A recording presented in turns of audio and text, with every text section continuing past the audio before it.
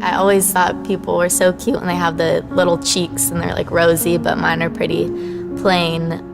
If I was gonna change one feature about my face, I would say that I would want fuller lips. I'm definitely a person that looks tired when I'm tired, and when people say that, I immediately am like, oh man. I'm starting to already get little crow's feet and stuff, which like my mom has, so yeah. I'm a forensic artist. I was trained at the FBI Academy in 1993 in composite art. Worked for the San Jose Police Department as the police artist from 1995 to 2011. We didn't really know what we were doing, so that was nerve-wracking for everyone.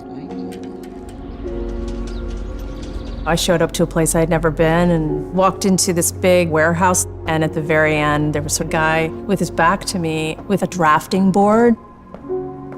I had a curtain separating me so that I don't see him. We'll begin. First of all, tell me about your hair. Brown, long, I guess a little bit past my shoulders. Your jaw. My mom told me I had a big jaw. Yeah, they're brown eyebrows, dark brown eyebrows. Okay. I didn't know what he was doing, but then I could tell after several questions that he was drawing me.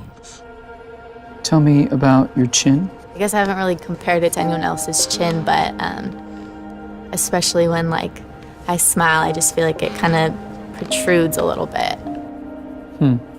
What would be your most prominent feature? I kind of have a fat, rounder face. The older I've gotten, the more freckles I've gotten.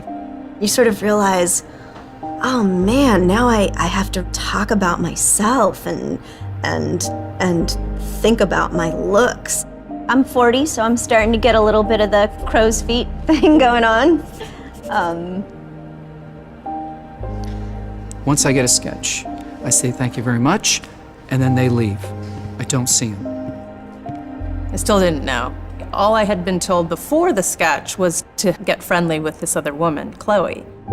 Today I'm going to ask you some questions about a person you met earlier, and I'm going to ask you some general questions about their face. She was thin, so you could see her cheekbones. And her chin was a nice, thin chin. The women were really critical about moles or scars or things like that, and yet they were describing just a normal, beautiful person. She had nice eyes. They lit up when she spoke and were very expressive. The length of the nose, what is that like?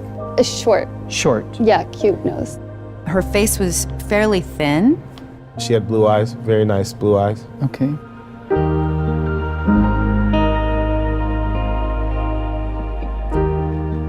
So here we are.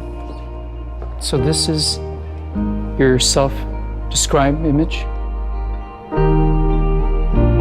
And then somebody else described you and I did this sketch.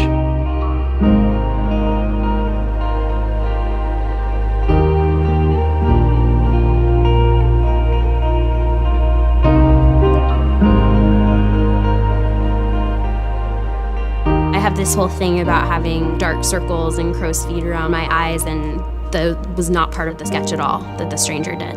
The stranger's was a little more like gentle.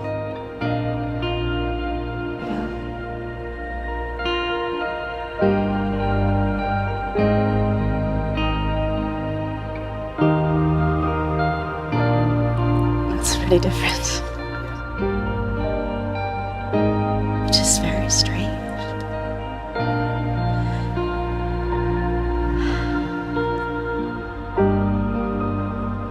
She looks closed off and fatter. She just looks kind of shut down. Sadder, too. The second one is more beautiful. You think they're catching more of that from you? Yeah. She looks more open and friendly and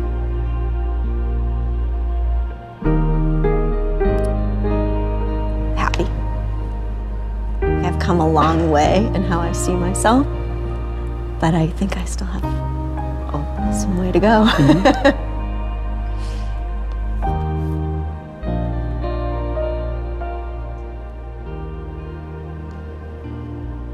have some work to do on myself. Do you think you're more beautiful than you say? Yeah. Yeah.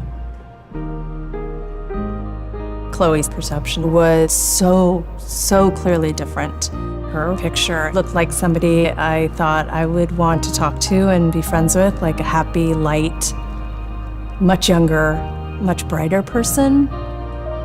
It's troubling. I should be more grateful of my natural beauty. It impacts the choices and the friends that we make, the jobs we apply for, how we treat our children. It impacts everything. It couldn't be more critical to your happiness. Our self-perceptions are generally kind of harsh and unbecoming when really that's not how the world sees us. We spend a lot of time as women analyzing and trying to fix the things that aren't quite right, and we should spend more time appreciating the things that we do like.